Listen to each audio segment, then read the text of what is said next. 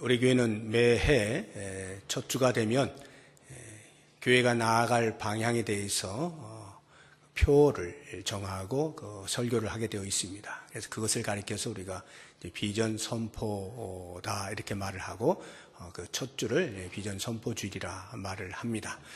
작년에는 우리가 교회의 5대 핵심 사역 가운데 예배에 대해서 집중을 했던 한 해죠. 그래서 예배로 하나님을 기쁘시게 하는 교회라고 하는 표로 열심히 달려왔는데요. 이제 2019년 올해는 배우고 확신한 일에 거하는 교회라고 하는 표로 교육에 관련해서 우리 교회의 사역 가운데 교육 사역에 대해서 집중하고 발전을 시키고 우리가 노력을 하는 그러한 한 해로 삼고자 합니다. 교육을 하게 되어지는 목적은 구원을 받은 사람으로서 구원받은 사람답게 사는 것, 성도로서 성도다움을 갖추어 가기 위한 것입니다. 그런 면에서 올 한 해 동안 여러분 각각이 나는 성도로서 얼마나 성도다워질 수 있을까라고 하는 것에 대한 기대감을 가지시고 오늘 말씀을 가슴에 새기시고 한 해 동안 잘 진력을 해 가실 수 있기를 바랍니다. 배우고 확신한 일에 거하는 교회라고 하는 이 표 속에서 우리가 세 가지를 이제 나누어서 생각을 해보겠는데 그 첫 번째는 이제 배우는 교회에 대해서 이제 생각을 해보겠습니다. 배운다라고 하는 이 말은 이제 외부에 있는 나열되어져 있는 정보들, 지식들을 습득한다라고 하는 것입니다. 그래서 이 배운다는 말은 습득 단계로서 이성의 작용이 필요한 영역이라고 할 수가 있겠습니다. 이성적으로 모든 지식들을 습득해 가는 그러한 과정이 배움입니다. 우리가 일반 교육학에서도 교육의 3요소를 말할 때 교육자, 학습자, 그리고 교육 과정을 말합니다. 즉 가르치는 자와 배우는 자, 그리고 무엇으로라고 하는 교육 내용, 교재를 말하는 거죠. 이 세 가지를 가리켜서 교육의 3요소라고 말하는데 우리 교회 교육도 역시 마찬가지입니다. 이 세 가지 요소는 반드시 필요한 것이죠. 그 첫 번째 요소로 맨 마지막에 나오는 교재에 대해서 우리 교회 교육의 교재는 뭔가요? 성경이죠. 일반 교육에서는 뭐 영어도 있고 수학도 있고 국어도 있고 뭐 등등등등 많이 있습니다만 우리 교회 교육의 교재는 하나입니다. 그것은 성경입니다. 왜 교회 교육에서는 성경이라고 하는 한 가지를 교재로 삼는가라고 하는 것을 알 필요가 있는데 오늘 말씀에 제가 디모데후서 3장 14절 말씀만 읽었습니다만 15절을 보시게 되면 성경에 대해서 이렇게 이야기하고 있습니다. 또 어려서부터 성경을 알았나니 성경은 능히 너로 하여금 그리스도 예수 안에 있는 믿음으로 말미암아 구원에 이르는 지혜가 있게 하느니라. 성경 안에 구원에 이르는 지혜가 있게 하기 때문에 우리는 성경을 교재로 삼아요. 다시 말하면 모든 인류에게 있어서 궁극적으로 필요한 것, 그 죄로 인하여서 얽매여져 있던 인간이 해방될 수 있는 유일한 그 구원에 대한 해답이 성경 안에 있기 때문이다 라고 하는 것입니다.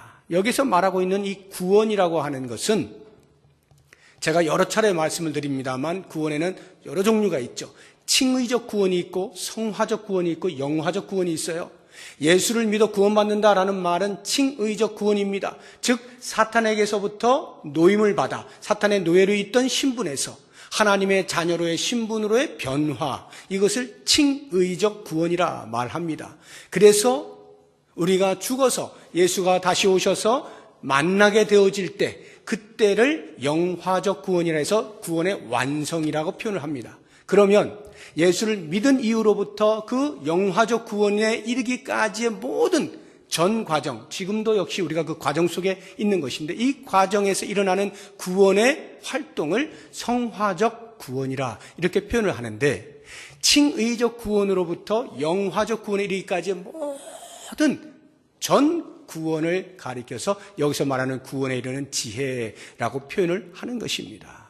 그러니까 성경 안에는 예수 그리스도를 믿으면 구원을 얻습니다라고 하는 이 칭의적 구원에 대한 선포가 뚜렷할 뿐만 아니라 그렇게 그리스도로 말미암아 구원을 입은 사람은 어떻게 하늘나라 갈 때까지 살아갈 것이냐라고 하는 성도로서의 삶에 대한 내용이 성경 안에 자세하게 기록이 되어 있는 것입니다. 그렇기 때문에 우리들은 이 성경을 교재로 삼아서 배운다라고 하는 것입니다.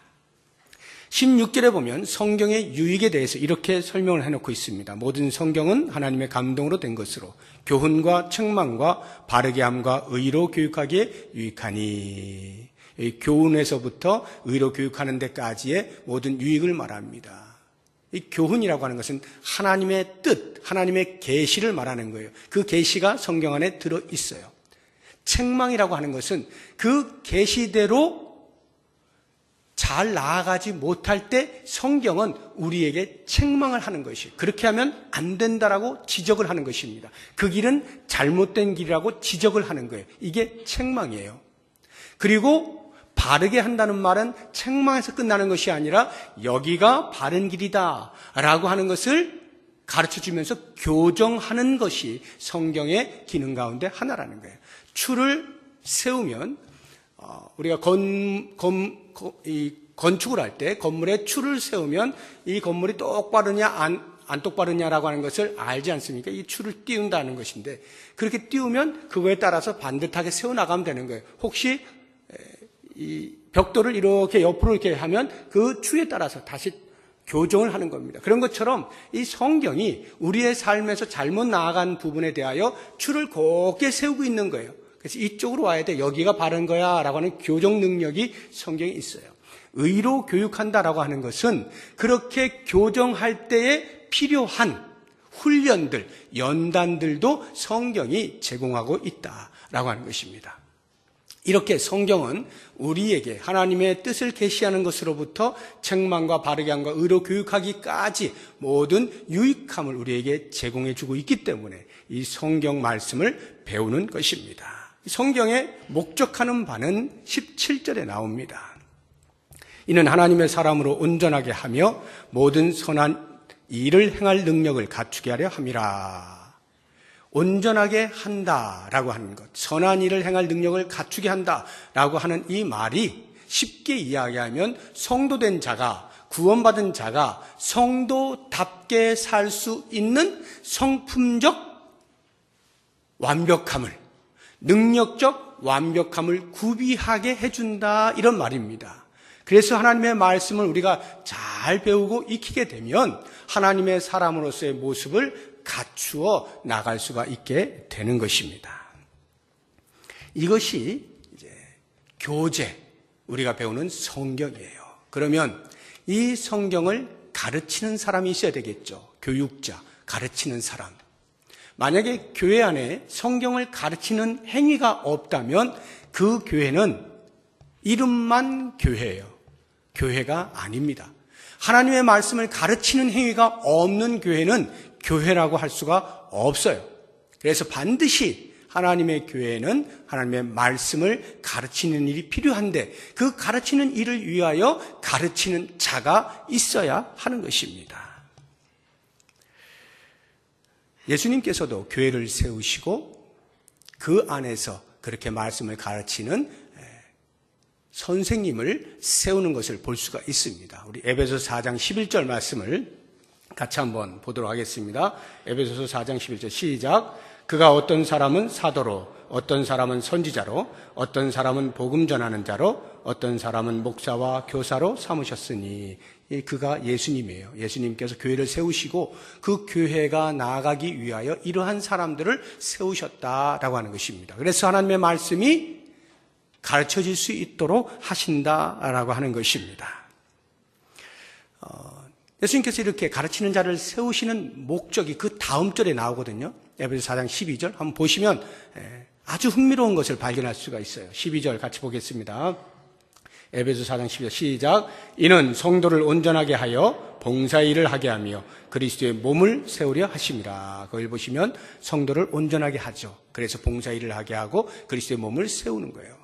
성경의 목적도 우리가 디모데후서 3장 16절에 보신 것처럼, 17절에 보신 것처럼 성도를 온전하게 하고 선한 일을 행할 능력을 갖추게 한다 그랬잖아요. 똑같은 말씀이에요. 그러니까 성경의 목적과 성경을 가르치는 자가 존재하는 목적이 같을 수밖에 없는 거죠. 이 목적, 성도의 성도됨을 위하여 성경이 존재하고 성경을 가르치는 자가 존재한다라고 하는 것입니다. 우리 교회 공동체를 볼 때에 성경을 가르치는 자가 누굽니까? 여기서 있는 목사, 우리 교역자들이 다 말씀을 가르치는 자들이죠. 그리고 주일학교에 우리 다음 세대를 위하여 가르치는 선생님들이 계시죠. 목사의 위임을 받아 목사의 책임 아래서 그들이 하나님의 말씀을 가르치는 거예요. 우리 장년은 어떻습니까? 소그룹으로 모여서 말씀을 가르치는 구역장들이 있죠. 이런 분들이 전부 담임 목사의 위임 아래, 책임 아래서 말씀을 맡은 자들이 되는 것입니다. 그러한 말씀을 맡은 자들이 말씀을 가르치는 거죠. 중요한 것은 이거예요. 가르치는 자가 있다는 자체만이 중요한 게 아니라 그 가르치는 자들이 잘 가르치는 게 중요합니다. 잘 가르쳐야 돼요. 여기 잘이라고 하는 말은 바른이라는 말입니다. 하나님의 말씀을 바르게 이해하고 바르게 깨닫고 그래서 바르게 전달해 줄 수 있어야 한다라고 하는 거예요. 이 바르게 가르친다는 것이 얼마나 중요하냐 하면 그렇지 못하기 때문에 이단들이 발현하게 되는 거예요. 이단들이 하나님의 말씀 아닌 다른 걸 가르치는 게 아니에요. 전부 성경 들고 가르치고 있어요. 그런데 왜 이단이라고 하느냐? 그 성경에 나와 있는 내용을 정확하게 깨닫지 못하고 자기 자의대로 해석을 하다가 그만 이단으로 빠지게 되는 거예요. 그런 면에서 하나님의 말씀을 바르게 잘 가르쳐야 된다는 것은 교회 공동체 모든 성도들이 영적으로 건강하게 세워져 가는 일에 필수적인 요건입니다. 그렇게 볼 때 말씀을 맡은 자들에게 있어서 다른 그 어떤 교회 안의 사역보다 이 말씀을 연구하고 깨닫고 하는 것이 중요하다라고 하는 것을 알 필요가 있습니다. 그래서 저를 비롯해서 말씀을 맡은 자들은 이런 말씀을 들을 때에 겸손히 주 앞에 엎드려야 돼요. 얼마나 두렵고 떨림으로 주의 말씀을 대해야 되는지 모릅니다. 하나님의 말씀은 무궁무진해서 우리가 아무리 신학 공부를 몇 년을 하고 더 준비를 하고 이렇게 했다 할지라도 여전히 주의 말씀을 대할 때는 또 겸손과 두려움과 떨림으로 혹시라도 실수하여 잘못 가르치지 않도록 두려운 마음을 가지고 그렇게 하나님의 말씀을 대할 수 있어야 하는 것입니다. 만약에 실수를 하잖아요. 잘못 가르쳤다. 그것을 제가 깨달았어요. 그러면 어떻게 됩니까? 곧바로 주저하지 않고 시인해야 되는 거예요. 그리고 교정을 해야 돼요. 이것을 잘 못하시는 분들이 계셔요. 체면이 깎이니까 야, 내가 목사인데 이거 내가 그때 말 잘못했습니다. 해석을 잘못했습니다. 말하기가 아주 껄끄러운 거예요. 그런데 그렇게 하면 성도들이 다치는 거예요. 그렇기 때문에 목사는 자신의 연약함, 자신의 부족에 대해서 하나님 앞에서 건방을 떨면 안 돼. 그냥 부족하다라고 인정을 하는 거예요. 그리고 주의 말씀을 겸손히 대하면서 잘 준비하지만 그래도 혹시 틀렸을 때는 그것이 인정되어질 때는 바로 시인을 하고 바로 잡아야 돼요. 그래야 성도들의 영적인 건덕에 해로움이 없게 되어지는 것입니다. 누가복음 12장 48절에 보면 이런 말씀이 나와요. 우리 같이 한번 보죠. 누가복음 12장 48절 시작. 알지 못하고 맞을 일을 행한 종은 적게 맞으리라. 무릇 많이 받은 자에게는 많이 요구할 것이요 많이 맡은 자에게는 많이 달라 할 것이니라. 많이 맡은 자에게는 많이 요구되어져요. 하나님 앞에 섰을 때 이때 이 많이라고 하는 것은 물론 양적으로도 의미하는 것입니다. 하나가 아니라 10개를 맡은 사람은 10개 맡은 거에 해당하는 요청을 받게 되어질 것이다. 하나님 앞에 셈을 해야 될 것이다. 이런 뜻이에요. 그러면 여기 많은 단순히 양만이 아니라 질과 내용도 포함이 되는 거예요. 다시 말해서 하나님의 말씀을 맡은 자에게는 말씀을 맡은 자가 하나님 앞에서 계산해야 되는 계산법이 있다 이 말이에요. 그 계산법에 따라서 계산할 때 틀림이 없도록 신중하게 겸손하게 두렵고 떨림으로 말씀을 잘 가르쳐라 라고 하는 것입니다. 자, 그러면 이제 이 교육의 3요소 가운데 세 번째인 학습자를 보시죠. 배우는 사람을 보게 되면 하나님의 교회, 이 교회 공동체 안에서 모든 성도는 예외 없이 하나님의 말씀을 열심을 다해서 힘써 배울 수 있어야 합니다. 왜냐하면 성경은 성도의 삶에 절대적으로 필요한 안내서이기 때문에 그래요. 성도가 성도됨을 위하여 최고의 안내서가 바로 이 성경이기 때문에 누구를 막론하고 전부 다 제대로 된 참 성도로 살아가고 싶다라고 소망한다면 하나님의 말씀을 열심을 다해서 배울 수 있어야 돼요. 만약에 배우기를 게을리하면서 배우기를 소홀히 하면서 나는 참 성도가 될 수 있어 라고 생각한다면 그것은 큰 착각입니다.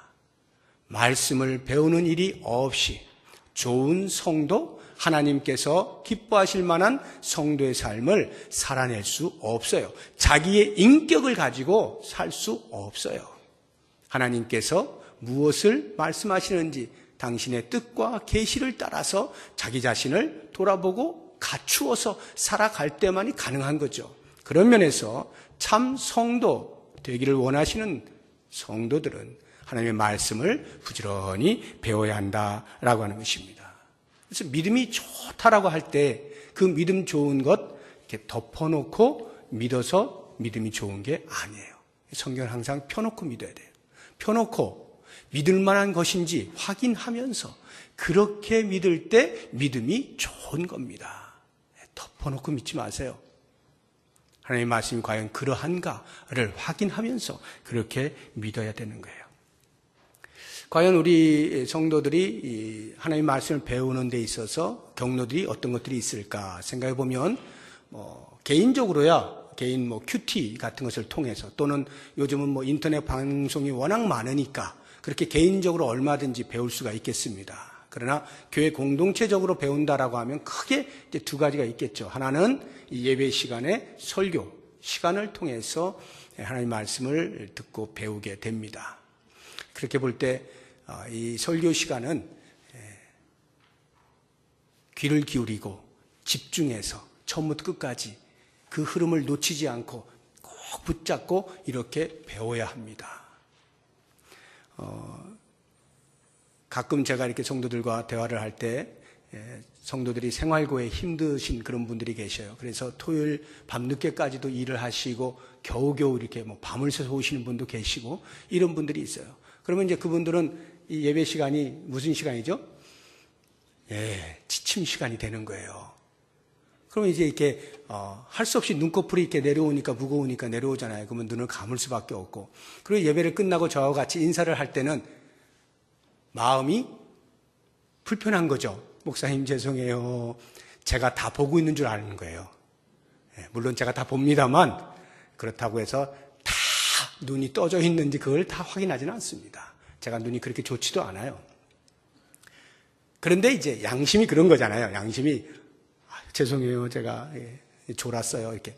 그때 저는요. 충분히 이해를 하는 거예요. 왜 조는지에 대해서. 충분히 이해가 되는 거예요. 눈꺼풀이 내려오는 걸 어떻게 해요, 그걸. 이거 뭘로 이렇게 세울 수도 없고. 그래서 저는 그런 분들은 와서 주무시라는 거예요.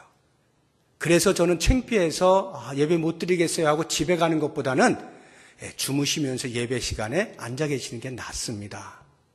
훨씬 나아요. 제가 이해도 하고요. 그런데 그렇다고 해서 제가 이해한다고 해서 주무시는 것이 훨씬 낫다라고 해서 그래서 배우는 것이 저절로 그것도 해결되는 것은 아니죠. 그건 아닙니다. 졸면 조는 만큼 배움의 기회를 놓치는 것만은 사실이에요. 어쩔 수가 없잖아요. 이게 배움의 아주 좋은 경로거든요.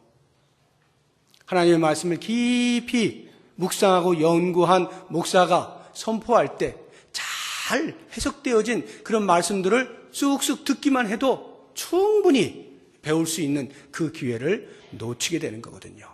또는 졸지는 않아도 잠시 딴 생각할 수도 있어요. 뭐 생활이 복잡한 것들이 있으니까 생각날 수가 있잖아요. 그러다 보면 말씀을 놓치거든요. 특히 제가 설교하는 이 설교 스타일은 처음부터 끝까지가 논리가 쫙 있어요. 그러니까 한번 놓치면 이게 어떻게 되는 건지 연결하기가 쉽지가 않습니다. 처음부터 귀를 기울이고 집중을 했을 때 끝까지 가면 딱 하나의 편이 그려지면서 아 그렇구나 라는 깨달음이 오는 그런 스타일이거든요. 그러니까 여러분들이 이 시간에 마음을 다른 데 뺏기면 안 돼요. 집중하십시오. 그러면 그만큼 여러분들이 하나님의 말씀을 배우게 되는 것입니다. 그래도 저는 졸았어요 하시는 분들을 위해서 교회는 그냥 있을 수가 없기 때문에 그분들에게 배움의 기회를 드리죠. 그게 뭡니까? 제자훈련하는 거죠. 성경 공부를 하는 거예요. 그래서 주중이 되었든 아니면 주일 오후 예배 후가 되었든 어떻게든지 시간을 마련해서 성도들이 말씀을 배울 수 있는 기회를 제공하죠. 성경을 이렇게 저렇게 여러 목사님들이 가르치고 있는 것입니다. 이 성경 공부는 설교보다 훨씬 더 유익함이 있어요. 어떤 유익함이냐면 설교는 일방적으로 들으시잖아요. 그러니까 이제 따뜻하겠다 졸리기도 하고 이런데 이 성경 공부는 소그룹으로 한단 말이에요. 그래서 주고받아요. 오고 가요. 질문이 있고 대답이 있고 자기 생각도 말하고 다른 사람의 생각도 들어보고 하나는 이렇게 다양함이 있어가지고 훨씬 하나님의 말씀을 배우는데 더 용이하다. 그러니까 올 한 해도 이제 1학기, 2학기로 이렇게 해서 두 차례에 걸쳐서 대략 한 13주 동안 성경 공부를 실시하는데요. 다양한 성경 공부를 합니다. 그러한 것들에 대해서 여러분들이 살펴보시고 나는 올해 꼭 배워야 되겠다 작정을 하셔서 어느 과목이 되었든지 들어가서 좀 배우시면서 하나님의 말씀으로 좀 충만해질 수 있는 그런 한 해가 될 수 있기를 부탁을 드립니다. 여러분들이 하나님의 말씀을 배울 때에 배우기 어려울 수 있는 배우는데 방해가 되는 장애물이 있어요. 여러 가지가 있는데 두 가지를 제가 소개를 해드릴게요. 그 하나는 교만이라고 하는 것입니다. 교만. 내가 성경을 제법 안다는 거, 이게 배우는데 크게 걸림돌이 됩니다. 내가 지금 신앙 연수가 몇 년인데 내가 지금까지 말씀을 들은 편수만 해도 몇 편인데 내가 지금까지 성경 공부한 것만 해도 수도 없이 반복해서 했다라고 하는 이런 생각들, 이것이 하나님의 말씀을 배우는데 크게 걸림돌이 됩니다. 이렇게 생각이 혹시 드시는 분들은 제가 지금 말씀드리는 분을 꼭 머리에 떠올리시면 좋을 것 같아요. 제가 신학교 다닐 때에 설교학을 가르쳤던 박희천 목사님이라는 분이 계십니다. 그 교수님이 내수동교회 목사님이에요. 굉장히 유명한 분인데 이분이 성경을 많이 읽기로 유명한 분이에요. 그 당시 가르칠 때 당신이 400독을 하셨다 하더라고요. 제가 400독을 했습니다. 이렇게 말씀을 하셔요. 그러면서 칠판에다가 이렇게 큰 산 같은 걸 다 그려놓으시더라고요. 그리고 그 산자락 제일 밑에다가 탁 점을 하나 찍어요. 그러시더니 이분이 말이 굉장히 느려요. 제가 여기 있습니다. 이러더라고요.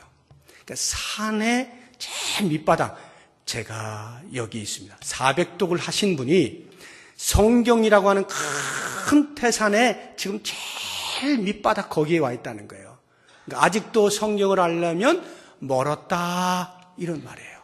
그냥 하는 말이 아니라 정말로 진실한 고백을 하시는 거예요.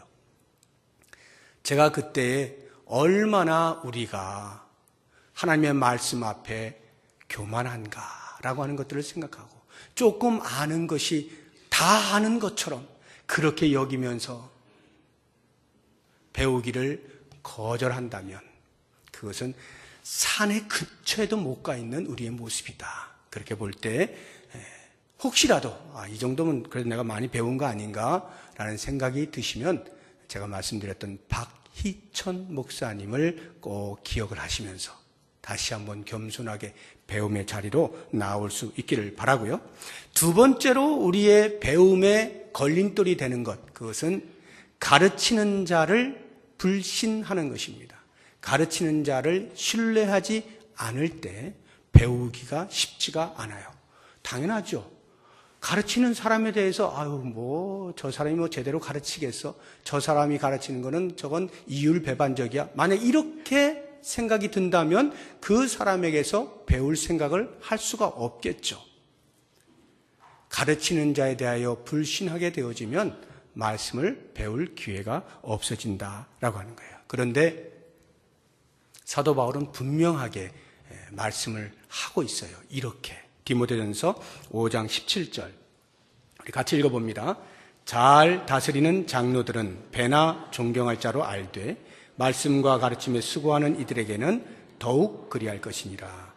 당시에 장로들이 오늘날 같이 이렇게 있었을 거 아닙니까? 장로들은 전부 존경의 대상이에요. 왜냐하면 교회를 위해서 자신의 시간과 물질과 정력과 모든 걸 다 바쳐서 그렇게 섬기는 분들이기 때문에 교회 성도들이 존경해야 되는 대상입니다. 그런데 그 가운데서도 잘 다스리는 장로, 그 말의 의미는 성도들의 구석구석을 살펴서 어려운 일이 없나, 뭐가 불편한 게 없나 살펴서 잘 섬겨드리는, 이렇게 잘 다스리는 장로는 배나 존경하라는 거예요. 모두를 존경하지만 그런 분들은 특히나 더 배나 존경하십시오. 그리고 그 다음에 하는 말이 말씀을 가르치는 일에 수고하는 자들에게는 더욱 그리할지니라. 하나님의 말씀을 가르치는 자에게는 존경의 배를 하라는 거예요. 왜 그럴까요?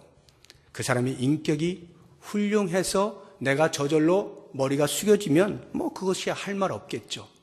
그러나 만에 하나 그것이 아니라 하더라도 그 하나님의 말씀이 너무나 귀하고 중요한 것인데 그 말씀을 가르치기에 말씀 앞에 존경함을 말씀을 가르치는 자에게 동일하게 하라는 것이에요. 그랬을 때에 그 말씀을 제대로 배울 수가 있어요. 만약에 그것을 하지 아니하면 말씀을 가르치는 자는 하나님 앞에서 자기가 하나님 앞에 책임을 지게 되는 거예요. 그러나 배우는 자는 말씀을 가르치는 자를 제가 신뢰할 수 없어서 못 배웠어요 라고 하는 것이 절대로 하나님 앞에서 핑계가 될 수가 없다는 것을 아셔야 됩니다. 정말로 주의 말씀을 사모하면서 열심을 다해서 배우려고 애를 쓰시고요. 그 말씀을 가르치는 자에게 존경의 마음을 가지시고 대하면요, 그렇지 않고 대하는 것보다 습득의 속도가 훨씬 빠르고 습득의 완성도가 다릅니다.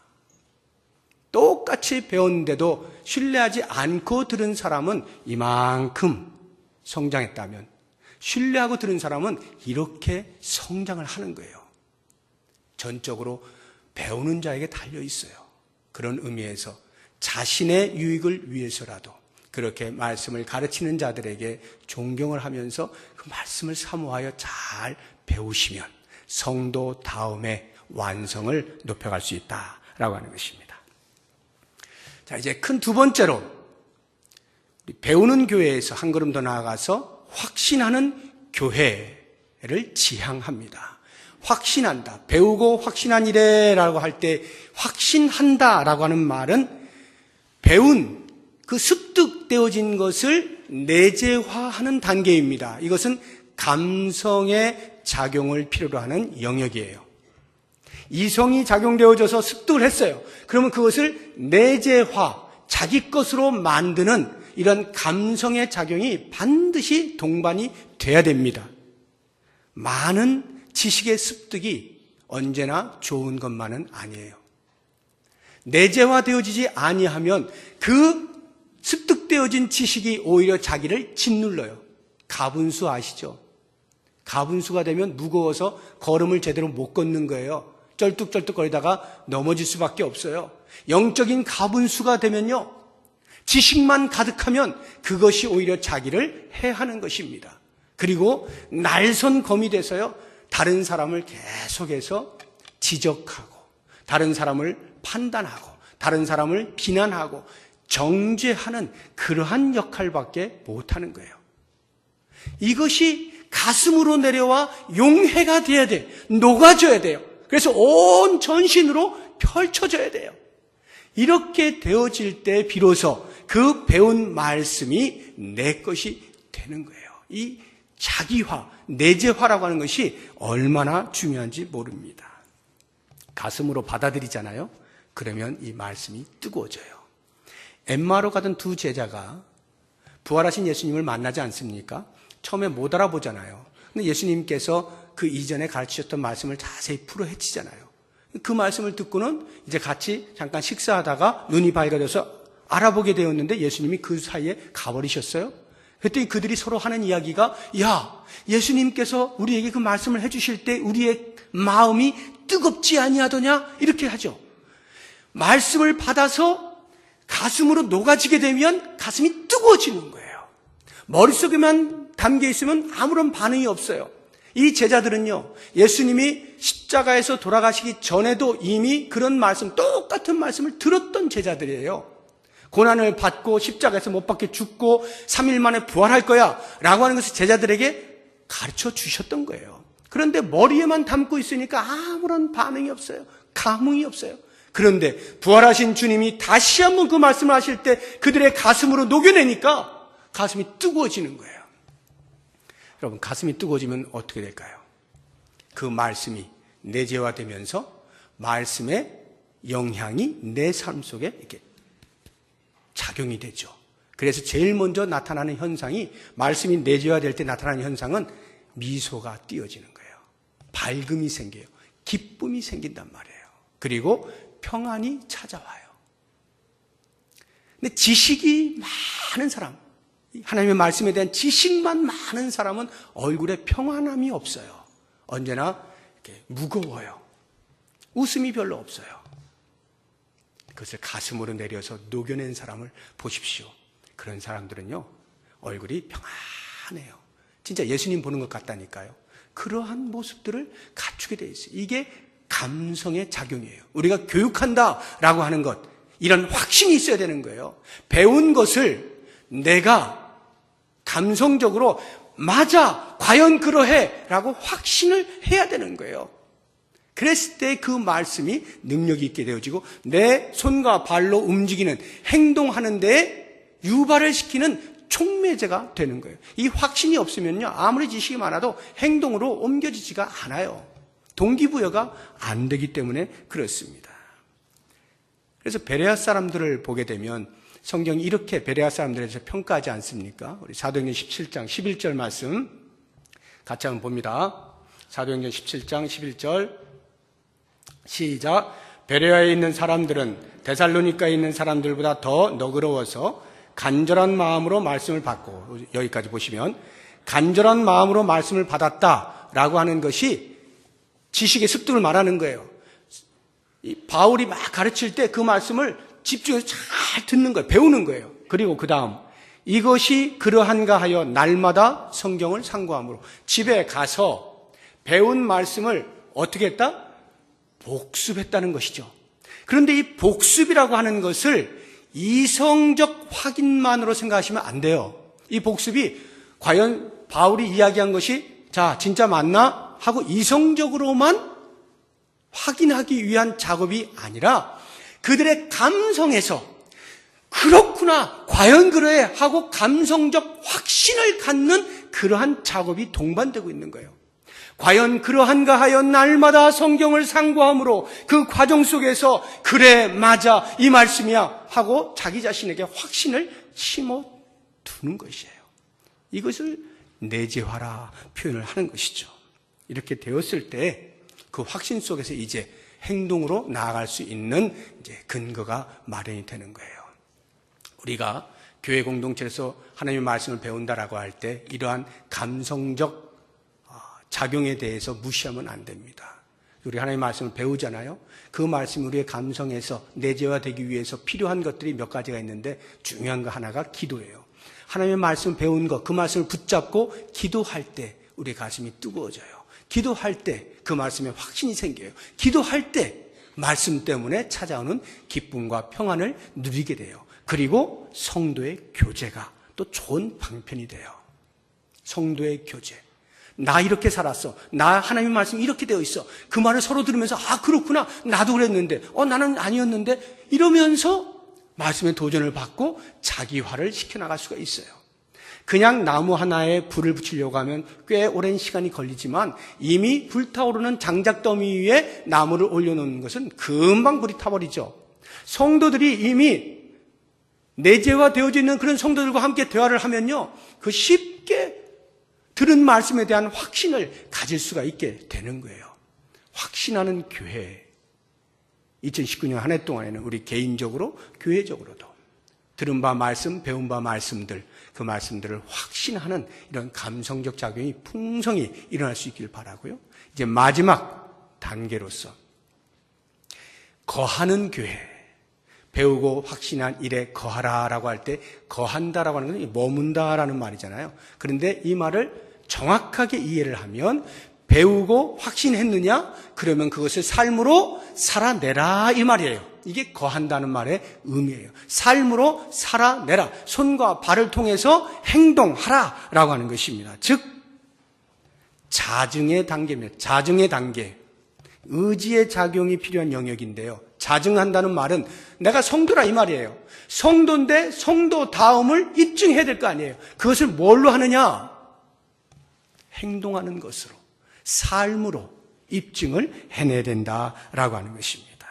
행동이 따를 때만이 비로소 참 성도임을 증명해낼 수 있다라고 하는 것입니다. 마치 다이아몬드 원석을 가지고 있는데 그것이 가치를 갖기 위해서는 거기에 끼어있는 모든 불순물들을 빼내고 갈고 닦아서 빛나는 보석으로 만들어낼 때 비로소 다이아몬드라고 하는 가치를 인정받지 않습니까? 그런 것처럼 우리가 배우고 확신했어요. 그런데 그것이 보석으로 빛나기 위해서는 행동으로 옮겨내, 행동으로 증명을 해야 되는 거예요. 그럴 때 비로소 보석으로서의 가치를 인정받게 된다라고 하는 것입니다. 교통법규를 한번 생각해 보세요. 운전을 하고 싶은 사람은 교통법규 시험을 봐야 되잖아요. 이론 시험을 이렇게 공부합니다.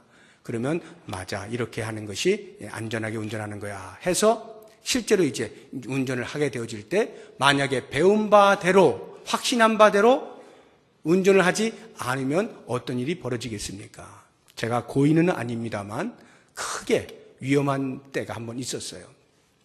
유학을 갔다 와가지고 얼마 지나지 않아서 강화도의 모 기도원에서 설교를 해달라 해가지고 이제 갔어요. 설교를 다 마치고 돌아왔습니다. 이제 돌아오는, 강화도에서 이렇게 돌아오는 길에 제가 참 잘하거든요, 운전을. 길은 잘 모르지만. 운전을 잘 해오는데 저 앞에서 군용 트럭이 제 앞으로 정면으로 오는 거예요. 그래서, 저 왜 저러지? 하고는 저는 이제 바르니까 제가 쭉 계속 갔어요. 혹시 몰라서 이제 조심조심 이렇게 가는데 끝까지 오는 거예요. 그래서 저도 거기서 피할 수가 없어가지고 저도 끝까지 갔죠. 거짓말 하나 안 보태고 깻잎 한 장 정도로 딱 섰어요. 두 차가. 딱 섰는데 거기서 내리더라고요, 군인이. 그래서 저도 이제 내려가지고 말을 하려고 딱 보는 순간 제가 깜짝 놀랐습니다. 제가 역주행을 한 거예요. 제가 이제 공부했던 그 남아공 거기가 운전대가 오른쪽에 있거든요. 제가 순간적으로 깜빡한 거죠. 오른쪽에, 그러니까 운전대 있는 게 항상 중앙선 쪽으로 가면서 운전을 하게 돼 있잖아요. 저는 오른쪽에 있는 줄 알고 그냥 역주행을 한 거예요. 너무너무 그분에게 죄송하고 막 해가지고 벌벌 떨면서 내가 이래서 이렇게 됐노라고 정말 미안하다고. 배우고 확신하지만 행동으로 옮길 때 잘못 옮기면 이런 일이 벌어져요. 행동으로 증명하지 못하면 영적으로 큰 위험에 초래할 수가 있어요. 그러니까 배우고 확신합니까? 그것을 내 삶에서 증명해 내야 돼요. 그럴 때 우리는 성도로서 하나님께서 요청하는 수준에까지 이룰 수가 있는 거예요. 성도의 성도됨. 이제 2019년 한 해는 우리가 이것을 지향하고 목표하면서 달려나가게 될 것입니다.